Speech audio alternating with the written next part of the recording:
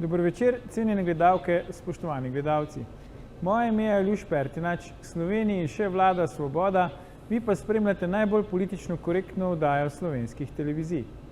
Nacionalni inštitut za javno zdravje pravi, da nikogar ne smemo pustiti niti za minuto samega v avtomobilu.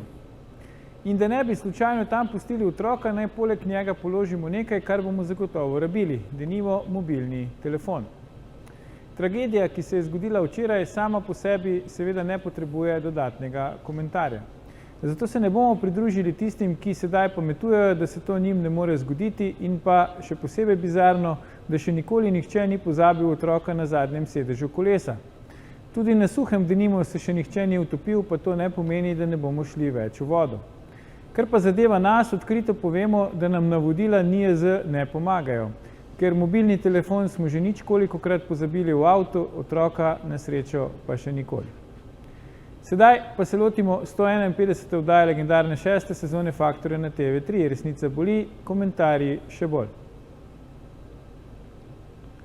Danes bomo za vas komentirali nevarna svoboda, zakaj pod svobodo ni svobode medijev, kaj šele svobode govora. Zakaj sta, ko je menda svoboda najbolj na preizkušnji ravno svoboda medijev in svoboda govora, nam bosta povedala naša stalna komentatorja, Norma Marija Brščič in Darko Mršič. Norma, Darko, toplo pozdravljena v Faktorju. Živja. Dobro večer. Norma, ko je ravno svoboda, pred kratkim je sodnica ljubljanskega okrožnega sodišča Živa sila odločila, da je Luka Mesec lahko tvojega soproga imenuje fašist. Pa me zdaj zanima, kako je biti poročen s fašistom. Meni se zdi, da za vladajočo kliko, ki je trenutno na položajih, smo itak vsi, ki imamo radi meso, nasprotujemo migracijam in nismo homoseksualno usmerjeni, ne podpiramo te LGBT norije fašisti. Tako da mislim, da to ni uperjeno samo proti mojemu možu, ampak proti vsem, ki se s trenutno vladajočimi ideologijami ne strinjamo.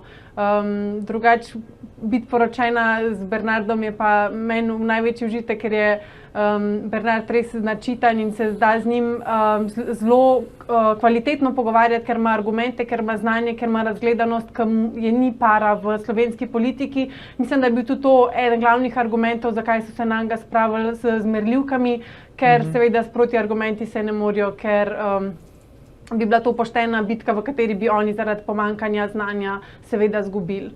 Ja. Darko, si ti kdaj mislil, da boš komentiral oddaji Faktor skupaj s fašisti? Nisem, sicer z Bernardom dolgo nisva bila skupaj v oddaji, ampak glede na to, kakšni časi so, me ne bi čudili, da bi mogoče jutri jaz ali pa ti prejela enako etiketo, tako da me nič več ne preseneča, ker očitno ta krog, ki je skozi nek ulični boj ali neko civilno-družbeno gibanje postavil na oblast trenutno vlado, je nekako prevzel, kakor bi pri nas rekli, kadija te tuži, kadija te sudi. Kadija oziroma ta klika vzpostavlja neke meritume, kaj je svoboda, kaj je fašizem, in ta ista klika potem tudi sodi temu, oziroma sodi posameznikom, skupinam in tako naprej. Tako da mislim, da ne bi me čudili, da prej ali slej še kdo od nas ali iz našega kroga prejme podobno etiketo, samo zato, ker se njegova stališča ne ujemajo s temi nekimi stališči tega nekega zdaj političnega mainstreama. Ja, če se spomnite, tudi recimo Kordiš je imel na Twitterju enkrat, no jaz vem za enkrat, mogoče večkrat, hashtag bash the fash, v smislu udari fašista, se pravi, da je fizično nasilje nad temi, ki se nad nami ne strinjajo, dovoljeno, legitimno in celo spodbojeno, ker pač ni, kakor nismo tolerantni, nismo sprejemajoči, ne podpiramo vseh njihovih neumnosti, ki bi nas radi spravili v revščino in nam pohabili naše otroke, in je zato nad nami dovoljeno izvajati fizično nasilje. Tako da jaz vidim, da, mislim, pa to sploh nima nobene veze s fašizmom. Fašizem je vse, kar ni v skladu z njihovimi najsodobnejšimi prepričanji in najbolj škodljivimi izumi za našo družbo. Jaz, če bi lahko tukaj dodam, Ja, nekako dvomim, da je v ozadju, mogoče imaš posameznike, ki so radikalni, pa resnično nekako živijo to ideološko usmerjenost. Sicer pa v tej vladi, nasploh političnih odločevalcev trenutne oblasti, dvomim, da imajo neke skrite agende ugrabljanja otrok, ugrabljanja neke misli. Enostavno ta nek političen krog oziroma ljudje, ki so jih postavili na oblast, zahtevajo tako retoriko, zahtevajo tako pozicijo in tu gre predvsem iz teh političnih pozicij v glavnem za držati svoje politične pozicije na podlagi tega, da se pač s temi nekimi potezami in odločitvami odkupuješ tej ulici, ki je trenutno politično elito postavljena od oblast. Dvomam pa, da bi oni v vsej svoji kratkovidnosti razmišljali o nekih dolgoročnih planih ugrabitev otrok in ne vem, spreminjanja kompletne družbe in nekih temeljnih postulatov družbe, ker očitno niso sposobni narediti nekih časovnic za neke osnovne stvari, ki so jih obljubljali, če rečemo o tem, kar je ljudem pomembno, od zdravstva, infrastrukture in tako naprej. Tako da dvomim, da so to ljudje, ki so sposobni neke široke agende pa dolgoročne agende speljati. Ja, dvom je seveda v svobodi dovoljen, oziroma, če smo zelo natančni, če dalje bolj prepovedan. Ampak vendarle, Norma, kako si ti recimo predstavljaš svobodo govora? Je po tvoje pač svoboda govora neomejena? Kje so meje, če so? Tole bi samo Darko to odgovorila. Seveda, da trenutno vladajoča klika naša ni bila po nobenih meritokratskih načelih izbrana, ampak samo po tem, a so sposobni slediti navodilom, ki ga furajo tisti nad njimi. Oni, se pravi, hobotnica nad njimi fura agendo, oni samo izpolnjujejo ukaze, vprašanje, če se zavedajo, v čem sodelujejo, kakšne posledice bo to imelo.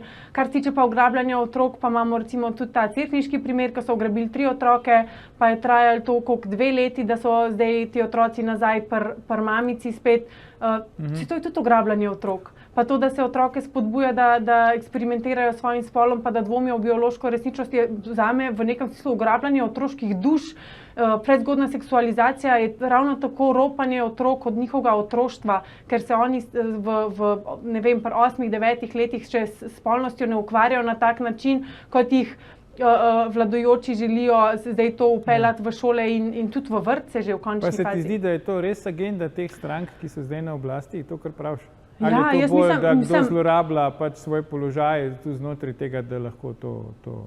Agende so jasne, saj vidimo, junij je mesec ponosa državne, predsednica države je bila na paradi ponosa, to je zelo jasna signalizacija, ker tudi LGBT, recimo, če pogledaš ozko, je ok, oni rečejo, ja, mi si samo želimo biti sprejeti taki, kot smo, bla, bla, bla.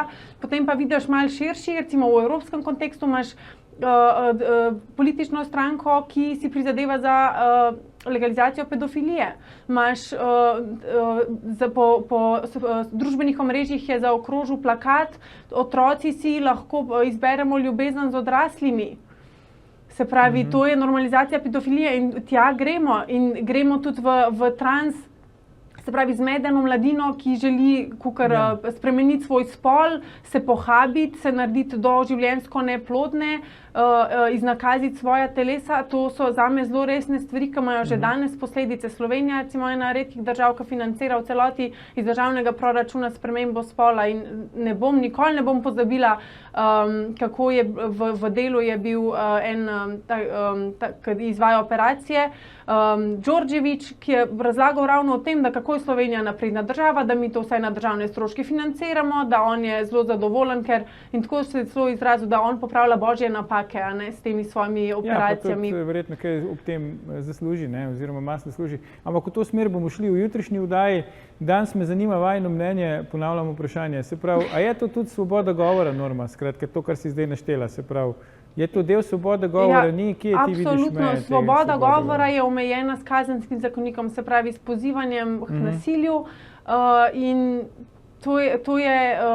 to je meja svobode govora. O ostalih stvareh bi pa mogli kot demokratična družba bili sposobni razpravljati, meriti moči argumentov in ne uporabljati argumenta moči, kot ga vladajoči z veseljem seveda uporabljajo, in se predvsem pogovarjati. Jaz mislim, da in tudi ideja pravzaprav svobodne družbe je pač ne zmaga najboljši, ne zmaga tisti, ki ima najboljše argumente, kar pa pri nas ni omogočeno, ker recimo že na nacionalno televizijo eni ljudje ne smejo priti. Zakaj? Ker ne najdejo ljudi, ki bi lahko se z njimi pomerili, ne da bi izpadali totalni bebci. In to vodi v izrojenost, in ker ni nekega pravične možnosti udejstvovanja v razpravah o pomembnih stvareh, potem neke suboptimalne rešitve oziroma celo zlorabe lahko pridejo v javnost in se začnejo izvajati, kakor češ nič boljšega nimamo kot to. Ja. Darko, če lahko še na kratko tvoje mnenje, ti se zavzemaš za kulturen in strpen dialog, tako na družbenih omrežjih, kot v svojih medijskih nastopih. Kako ti vidiš recimo te stvari? Seveda, včasih nekdo mojo pikrost v recimo tweetih razume narobe, ampak jaz recimo imam zelo rad dialog, zato s pikrostjo oziroma z neko proaktivnostjo probam izzvati debato. Zdaj, mene najbolj boli, da te ljudje, ki so mogoče leto pa pol ali dve nazaj vpili po ulicah s koles, z balkonov o svobodi govora, danes z drugih pozicij ali pa spet z ulic recimo nekako napadajo vsakega, ki nekako se distancira od tega mainstream mnenja. Zanimivo mi je bilo zdajle med parado, jaz čisto podpiram, da imajo ljudje svojo parado, nimam nič proti temu, ravno iz tega mojega stališča svobode. Mi je bilo zanimivo, kako so te ljudje reagirali na plakat Slovenske demokratske mladine, obstajata samo dva spola. In se bi sam navezal še na normo, pa bi se strinjal z njo. Ja, dajmo se pogovarjati, pač v čem je problem, da se pogovarjamo, zakaj imam jaz mnenje, da sta mogoče dva spola ali pa trije, zakaj ima pa nekdo mnenje, da je možnih 74 spolov plus, recimo. In tu je stvar. In jaz sem ravno za to, da se pogovarjamo, pa krešemo mnenja. Bomo se vsekakor pogovarjali naprej še v nadaljevanju, tako da ne nam uiti, gledalke, gledalci, se vrnemo po oglasih, ko nadaljujemo s komentiranjem, zakaj sta, ko je menda svoboda, najbolj na preizkušnji ravno svoboda medijev in svoboda govora. Ostanite.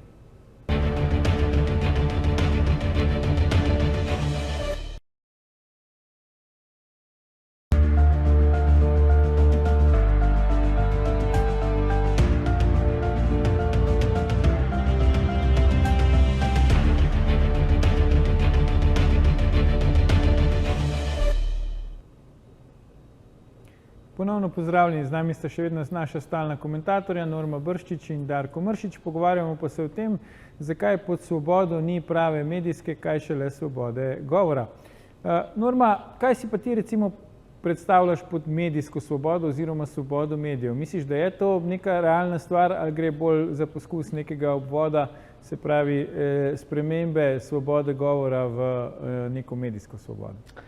Jaz mislim, se pravi, če izhajamo iz tega, da je svoboda govora pravica, da vsak pove svoje mnenje in da je pač to mnenje tudi zastopano na, ne vem, okroglih mizah, na razpravah takih in drugačnih državnih organov, da se pravi, da je medijska svoboda po eni strani to, da pač lahko mediji vse deležnike povabijo in da jih v nekem smislu tudi morajo vse povabiti, ne da imajo pa mediji kot, mislim, tukaj je zdaj vprašanje, ali je medij dolžen nekoga povabiti, če ga pač noče, ampak jaz mislim, da če so mediji, če se recimo v medijski kampanji, če je recimo, ne vem, kampanja za družinski zakonik, da je pač medij, ki se gre kampanjo, dolžen predstaviti vse strani, vsa stališča in iz tega vidika se mi zdi dolžnost medijev, da skrbijo za to, da so pluralni, da skrbijo za to, da zagovarjajo eno in drugo stran, oziroma medij kot tak bi mogel biti nepristranski, potem pa pač gostje, ki jih povabijo, bi pa mogli nekako predstaviti celo sliko ali pa širši pogled kot sam neko enosmerno poročanje. kot ga vidimo recimo pri nas. Tako iz tega vidika, ampak tega se pri nas ne drži. Je pa vprašanje pri zasebnih medijih, a so oni tudi dolžni? Mislim, da ne, ker so pač lahko, imaš neko enostrankarsko televizijo in potem sam svoje ljudi vabaš in nažigavaš, kar pač hočeš. Ok, sam povej to, ne se dela, da si nek medij, ki spoštuje vse strani in pač spoštuje svobodo in vabi različne govorce, če vabiš samo iste govorce iz istega hleva. A ne? Verjetno je tudi to, da si slab medij, en del medijske svobode. Ne? Darko, ti dosti nastopaš tudi za medije iz regije. Kakšne so recimo tvoje izkušnje, ko te prosijo za komentar, kako pride do tebe, a ti kaj sugerirajo, pač kaj želijo, da poveš, daj nam malo povej, no, kakšne izkušnje imaš ti? Načeloma moram reči, da sem bil lansko leto presenečen. Mislim, da mi je lih danes vrgel na današnji dan, da sem bil na 3 televizijah. Pri tebi, na Faktorju lansko leto, na sarajevski OBN televiziji in pa na radioteleviziji Herceg Bosne. Na isti dan? Na isti dan, Evo, pa ti si medijska zvezda, znova sva počaščene, da sva lahko s tabo. Tako, to je bilo enkrat, načeloma. Načeloma, tako, mene je predvsem lansko leto presenetilo teh par vabil na medije iz Sarajeva, ne glede na to, da so neka stališča, moja politična stališča in pogledi na notranje politično situacijo v Bosni in Hercegovini diametralno nasprotna. Ja, ti si velik zagovornik federalne Bosne in Hercegovine, medtem ko mediji Sarajeva bolj niso. Bolj za unitarizem in koncept neke Bosne in Hercegovine na tako imenovanih državljanskih principih. Tako da me je to zelo presenetilo. Jaz mislim, da je medijska krajina v Bosni in Hercegovini, pa recimo, kolikor jaz spremljam tudi na Hrvaškem, lahko rečem, da je zelo bolj pluralna. Vsaj teh medijev, ki imajo nek doseg do velikega števila prebivalcev. Res je, da niso enotni, res je recimo, da v Bosni in Hercegovini javni RTV emiteri zelo slabo delajo, oziroma ta emiter, ki je recimo v Republiki Srpski, je izrazito na poziciji večinskega naroda v Republiki Srpski, medtem ko v federaciji so ravno zato Hrvati potem formirali neko svojo televizijo, ker je federalna televizija delovala, kakor je delovala na podlagi večinskega prebivalstva. In ko pogledam, če to preslikavo naredim na slovenski medijski prostor, me sploh čudi, zakaj bi govorili o svobodi medijev. Mislim, v Sloveniji so predvsem mediji tisti kreator ne samo javnega mnenja, ampak kreator na koncu volilnih izidov. To se lahko strinjamo. Vsaka anketa na koncu oziroma zadnjih par let, kar smo imeli telih instant političnih akterjev, tako strank kot posameznikov, če se spomnimo recimo Šoltesa za evropske volitve, so bili ustvarjeni enostavno z nekim instantnim pojavljanjem v anketi in potem z neko medijsko podporo oziroma reflektorji usmerjenimi na njih so dobili za tisti mandat neko podporo, ki pa se običajno izjalovi. In jaz mislim, da ta slovenski medijski prostor večinsko obvladujejo oziroma imajo največji doseg mediji, ki razmišljajo izrazito podobno, politično, ideološko in tako naprej. Tako da tu iskati neki blokado do teh medijev, ki so dejansko na margini, vsi, ki ne razmišljajo s tem glavnim flowom, ne vidim razloga, da bi mi kakorkoli govorili o nesvobodi medijev. Prej je bil tisti citat od bivšega premijera. Je zelo zanimiv, jaz ga prvič vidim, tako da to je res, tisto, kar je rekel, je res, ampak ne glede na to, kaj piše v zakonih in v ustavi, jaz sem za svobodo medijev. In tako, kot je Norma rekla, če ima nekdo privatni interes, če vloži denar v medij, pač ima neko vpliv. Za javni medij pa pač bi pa mogli veljati neka pravila in to, kar se je dogajalo v zadnjih mesecih na RTV in proti RTV, proti vodilnim in nekaterim novinarjem, je bilo kar žalostno z moje strani, mislim. Ja. Predlagam, da si zdaj pogledamo, kako recimo ena vodilnih predstavnic oblasti, predsednica Državnega zbora Urška Klakočar Zupančič, razume svobodo govora. Poglejmo. O vsaki stvari. Velja pa načelo demokratičnosti in svobodnega izražanja mnenj. In k temu jaz tudi velikokrat pozivam oziroma spominjam, zato da poslanci povedo svoja mnenja. In sem prepričana, da bi vsi poslanci to tudi povedali, da je tako, da se vsak pove svoje mnenje, svoje dvome, je kritičen in si to med seboj izmenjamo in seveda poskušamo najti stične točke. Tako kot žena pri takih pogovorih, tudi tega nisem spraševala. Če pa obstaja kakršenkoli dvom glede tega financiranja, ne vem, da je nepravilno, da je nezakonito, da je šlo za stvari, ki niso v skladu z našimi vrednotami, morajo to ustrezne osebe tudi objasniti. Tiste, ki Kdo so to ustrezne? Ne vem, tisti, ki je dobil plačilo, ki je mogoče sumljivo, ne? No, In gospa tisti, ki Vesna je to dal. Vuković ne odgovarja na naše vprašanja, ne na vprašanja ostalih medijev na to temo. Recimo, lahko zase povem, oziroma tako vas bom vprašala, kako si vi predstavljate svobodo medijev? Ker recimo moja osebna izkušnja je ta, da sem poslala vprašanja v Gorenje, spraševala, kdo je sploh izbral to podjetje, ker ni imelo nobenih referenc, in dobili smo v redakcijo klic z vrha Gibanja Svoboda, kaj jaz sprašujem in najdem mir. A se vam zdi to prav? Se vam zdi to svoboda? Ja, zdaj smo lahko slišali, ne? Se pravi, pač predsednica Državnega zbora ima neko zelo tako romantizirano, da ne rečem že cela romantično predstavo, ne? Kako je pač svobodo govora pri nas. Kako pa vidva recimo to komentirate, ne?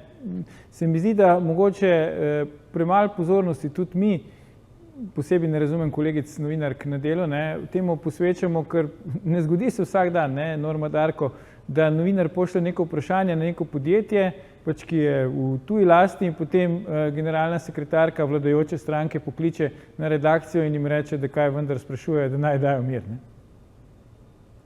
Ja, to priča o njihovi netransparentnosti, o tem, kako je v celoti pač moralni in etični kompas vladajočih čist zgrešen. Tudi vemo za premierja, da nima glih najbolj čiste zgodovine in je to samo pač podaljšek, ko prideš na položaj, ko imaš možnost delati še večje svinjarije, če si delal že prej manjše, boš verjetno delal potem, ko boš lahko tudi večje. Potem pa se z vsemi načini upirajo temu, da bi se to razkrinkalo, da bi se to transparentno razkrilo. Če pa nekdo nima ničesar za skrivati, pa pač do takih stvari ne bi prihajalo. Ne? Jaz, če lahko Darko pove, ja. Jaz mislim, da tukaj gre predvsem za dokaz, koliko gre za, koliko trenutni neki ljudje na pozicijah, v prvi vrsti imamo ta primer te generalne sekretarke, gospe Vukovića, ne? Ta prihod njihov na oblast, kakšen občutek avtoritarnosti, kakšnega egoizma, tega občutka sile, moči imajo, ampak to, na koga se je ona obrnila s takim odnosom, je posledica tega, da ima občutek, da so te ljudje dolžni njej, razumeš? Verjetno tebe ne bo klicala, kaj ti sprašuješ. In ker ta krog isti klika ljudi, ki je nekako delala na tem projektu političnem, enostavno zdaj nekdo, ki je na poziciji, si daje za prav, da nekoga kritizira, v tem primeru novinarja, in isto se zdaj dogaja in se bodo začeli dogajati konflikti med to civilno družbo in politiko, zdaj vidimo, kakšni so poskusi dviga plač na eni strani politikom, na drugi strani zniževanja plač recimo direktorjem neodvisnih institucij, kot so KPK in tako naprej. To je posledica tega, da smo vsi delali za isto zgodbo, nekdo je bil za to zgodbo zlorabljen in zdaj tisti, ki je na poziciji moči, to zgodbo zlorablja, predvsem zato, ker se verjetno tudi sam zaveda, da bo ta politična zgodba kratkega roka, tako kot so bile vse dozdajšnje, ki so nastale na tem principu. Ampak recimo, Darko, ti tudi v svoji redni zaposlitvi deluješ v tujih državah, recimo na sosednjem Hrvaškem. Gorenje je najelo Vesno Vuković oziroma njeno podjetje brez zaposlenih, brez izkušenj, da jim naredi analizo trga na področju Balkana oziroma bivše Jugoslavije. Zdaj, tu je jasno, da zakaj bi neka firma kot je Gorenje rabila podjetje Vesne Vuković za to, da jim naredi analizo trga bivše Jugoslavije. Meni je to predvsem zanimivo zato, ker Gorenje je imel to strukturo in je imel strukturo tudi na področju bivše Jugoslavije. Sej, koliko že odkar obstaja, tam prodaja. Ne? Seveda, mislim, Gorenje je bil pojem za kakovost, veš, tista pregovorna, Švabo je to, kar pravijo dol. Gorenje je bila ena od slovenskih firm, ki je ne glede na vse te neke zgubljene kreditne točke, ki si jih je slovensko gospodarstvo zapravilo na Balkanu, je Gorenje ostalo z nekim spoštovanjem na trgu nekdanje Jugoslavije. Tako da mene zelo čudi to, ker ne glede na to, da so lastniki iz Kitajske oziroma Hisense, jaz sem prepričan, da so veliko kadrov pustili, ki so delali na tem tržišču in resnično ne razumem, da je nekdo, mislim pa, da tudi Hisense sam kot korporacija ima že neke svoje podružnice na Balkanu, tako da čudi me, da je nekdo požegnil tako pogodbo znotraj Gorenja, ampak očitno se to da, v tako velikih korporacijah se očitno da malo mimo menedžmenta speljati kakšne take naročila. Norma, kako bi ti recimo odreagirala, ti si tudi samostojna podjetnica, če bi ti neka zdaj taka velika firma, da ne reče multinacionalka, predlagala, da za njih recimo izvedeš analizo slovenskega ali pa ne vem, italijanskega trga?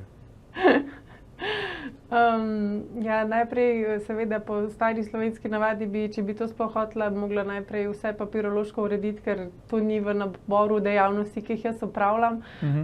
Drugače bi se mi pa zdelo smešno, ker se s tem ne ukvarjam. To ni nekaj, kar si želim delati, to ni področje, na katerem si želim uveljaviti. In bi se mi zdelo, mislim, tudi po svoje prav komično, zakaj bi ena taka velika korporacija, ki si lahko res prvošči agencije, ki se s tem ukvarjajo, nek tako mikropodjetje najela za tako pomembno stvar, kot je raziskava trga. A je problem po vajinem mnenju, da generalna sekretarka Gibanja Svoboda, ki je tudi aktivna zelo v kabinetu predsednika vlade, ne odgovarja na medijska oziroma novinarska vprašanja povezana z financiranjem njenega podjetja, v smislu, zakaj recimo je podjetje GEN-I, ki je tudi v javni lasti, preko 100 000 evrov nakazalo? Glej, z moje strani je tu najbolj žalostno, spet bom rekel, da tisti, ki so pridigali o svobodi medijev, da je ta gospa, ki je bila novinarka, se zdaj postavlja v tako vlogo in se obnaša tako do nekih svojih novinarskih kolegov. To vse pove o tej njihovi resnični borbi za vse te pravice, v tem primeru za svobodo medijev in vse ostalo. Mislim, da gre tu enostavno za ljudi, ki hočejo priti do pozicij, vse te zgodbe, a se gre za pravice LGBT skupnosti, a se gre za svobodo medijev, so pač fasada za rajo in jaz verjamem, da veliko ljudi je volil te stranke in zato bo tudi veliko zaradi takih stvari, zaradi takih stališč in veliko ljudi bo zato še toliko bolj razočaranih, ker se take stvari dogajajo. Ravno te, ki so pridigali o svobodi medijev, na koncu koncev novinarka zdaj dela to, kar počne. Norma. Ja, mislim, ne vem zakaj, če nimaš nič za skrivati, pač poveš, kaj je. Sicer moram reči, jaz se spomnim, ko smo imeli mi kampanjo, da je to kar zamudno odgovarjati na vsa vprašanja, ampak mislim, da je vseeno v kampanji, mislim, se mi zdi, da so še bolj, ker recimo, če novo stranko izprašajo o vseh možnih debatah, družbenih vprašanjih, vse, pa da potem to formuliraš, to vzame veliko časa. Tako da po eni strani razumem, da je to terja nek čas in napor, ki ga mogoče si ti ne zdi glih prioriteta, po drugi strani pa vemo, da tukaj ne gre za pomanjkanje sredstev, časa, ljudi, ki bi napisali odgovore, ampak zato, da pač nočejo odgovoriti na vprašanja, ker ne želijo povedati, kaj se je v resnici zgodilo.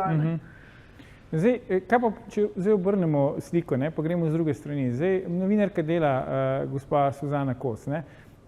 takrat, ko se je to zgodilo, namreč, da je poslala neko vprašanje na Gorenje in potem jo je poklicala očitno pač sekretarka Gibanja Svoboda oziroma, kot se je sama izrazila, pač nekdo z vrha vladajoče stranke in jim rekla, kaj počnejo, naj dajo mir. Zakaj ni takrat recimo tega javno objavila, letela, ne vem, če karikiram, na vse dnevno informativne oddaje, seveda povedala, da ne bo dala miru, da bo nadaljevala s svojim delom novinarskim, da gre za nedopustne pritiske, ampak je čakala na nek pogovor, nek podcast dela z Urško Klakočar Zupančič, predsednico Državnega zbora, pa tam mimo grede to omenila. Kako vidva to komentirate? Zdaj, če lahko jaz, v prvi vrsti imam občutek, da se v tem pogovoru z Urško Klakočar Zupančič izpostavlja ta tema, da je to možno eden od indicov notranjih sporov v Gibanju Svoboda. Da je pač Urška to izkoristila v danem trenutku, ker tako, kot si ti rekel, če bi bil nek iskreno žalovanje, iskrena, ne vem, razočaranost novinarke dela gospe Kos nad takim obnašanjem, bi to, ne da bi mogel biti, to bi mogla zavreti slovenska medijska scena, to bi mogla društvo novinarjev, to bi mogli vsi skočiti in nekako to zgodbo plasirati v javnost, da je pa prišla na tem nekem, če lahko rečem, nekem minornem podcastu ven, je pa mislim, da to pač neko koriščenje enega orožja, kakor pravim, da se neke stvari znotraj Gibanja Svoboda se očitno dogajajo in Urška je očitno, verjamem, da tole zgodbo izkoristila proti nekomu oziroma generalni sekretarki. Koliko je to po tvoje norma na nek način kontrolirana objava, tako kot pravi Darko, zato da pač aktualni sogovornik izpade lepo, mogoče napram nekomu, ki ga ta hit ni zraven? Ja, jaz mislim, da novinarka dela, gospa Kos, zelo dobro pozna tudi mehanizme medijske krajine in obnašanja modus operandi v Sloveniji in gre vse za že videno, že poznano. Glede na to, da je najbrž že kar nekaj časa tudi na mestu novinarke, verjamem, da to ni bilo prvič, da so ji prepovedali, da se ne praska tam, kjer je ne srbi. Tako da mislim, da so tukaj vsi akterji že se spoznajo na način, kako se take afere obvladajo, kako se je treba v takih trenutkih ravnati. Verjamem, da če bi mogoče iz kakšnega, ne vem, Janševega podjetja oziroma kakšni njegovi ljudje, če bi take iste besede izrekli novinarki, da ne sprašuje in ne da mir, da bi bil večji halo, ampak ker so to spet naši, se potem tako bolj v rokavicah dela in se proba nekako mutiti in nasmeti vse za bedake. Ja, a se vama zdi, da recimo tak način dela, se pravi neka kontrola medijev, nadziranje informacij, ki pridejo v javnost, ustavljanje neprijetnih vprašanj in tako naprej, a se lahko to po vajnem mnenju vladajočim obrestuje? Ker vidimo, da ne glede na vse, konec koncev, na koncu zadeve zmerom pridejo v javnost, se pravi javnost si v tem lahko ustvari neko, da jim rečem na rekovajih, neodvisno mnenje. Mislite vidva, da se vladajočim splača na tak način nadzirati pač javno mnenje ali pa nadzirati medije ali ne? Ne, jaz mislim, da nekako rdeča nit vsega, kar sem danes povedal, je ravno to, da bo pač ta aktualna oblast, bo predvsem tu mislim na stranko z veliko večino, ki je Gibanje Svoboda, da bo prej ali slej zginila z političnega prostora slovenskega. Je pa po drugi strani problem, da bojo pa ostali te mediji in vsi te akterji, ki iz ozadja delajo, pač namest teh novinarjev, ki so se bivših prebili v politiko, bodo neki drugi prišli. Ostali bojo vsi te, ki kreirajo vso to zgodbo od volitev naprej, pa pred volitvami in bomo sam dobili še neko naslednjo spet instant politično opcijo, političen projekt in očitno se nismo naučili v zadnjih 10 letih ničesar. Stranke bodo šle, ljudje v ozadju bodo ostali isti. Ja, točno to bi sam rekla. Igralci se zamenjajo, igra pa v bistvu se nadaljuje že desetletja pravzaprav, ne? In volivci pa vedno vsakič znova in znova padejo na izpitu, ne grejo tako kot osel pregovorno samo 2-krat na let, ampak grejo na let še in še enkrat. In ta njihova strategija teh minimiziranja, teh škandalov, vse jim v neki meri obrestuje, ker jih, če smo čisto pošteni, nihče prav zares ne ogroža. Oni peljejo svojo barko, vejo, da čas se jim bo iztekel, želijo maksimirati čas, ki ga imajo na teh položajih in ugodnosti, ki jim jih ti položaji nudijo.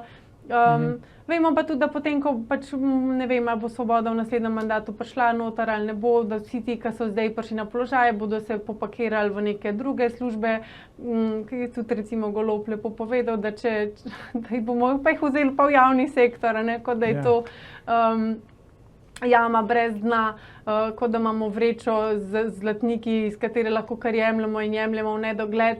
Ampak ljudje pa to tolerirajo. In v bistvu najbolj žalostno pri vsem tem je, da se ljudem ne da več ukvarjati s to politiko, ne spremljajo medijev, ne hodijo na volitve, so apatični, ker itak vejo, da se nič ne bo spremenilo. Še vsi, ki smo poskušali kaj spremeniti, smo pri tem neslavno propadali.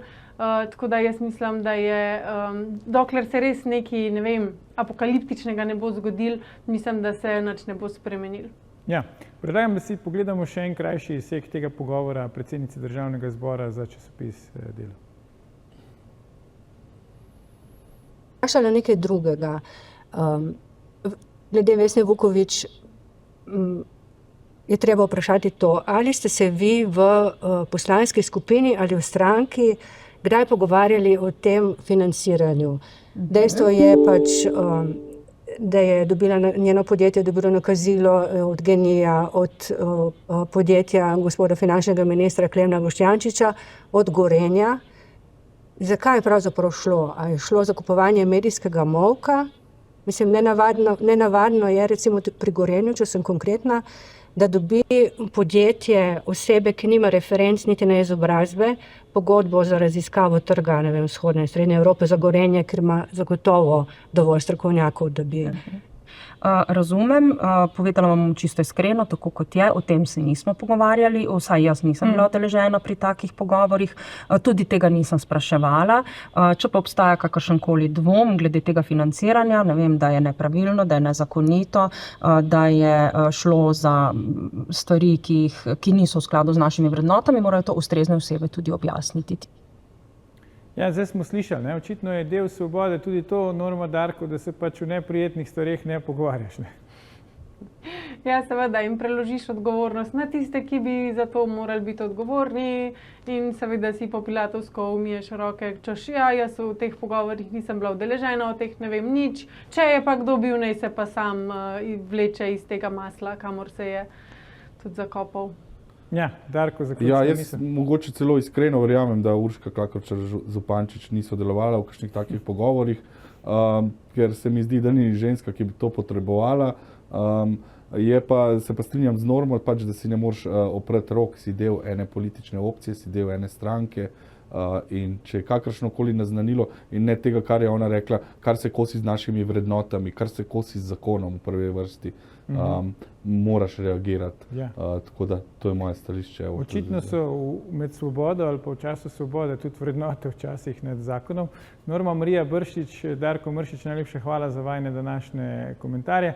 Gledalke, gledalci, to je bil o tem, zakaj pod Svobodo ni svobode, že 907. faktor na TV3. Jutri bomo za vas komentirali transakcija, komu in zakaj je ideologija tranzicije spola še posebej nevarna. Ne zamudite, predvsem pa ne pozabite. Ni vseeno, kdo kaj reče.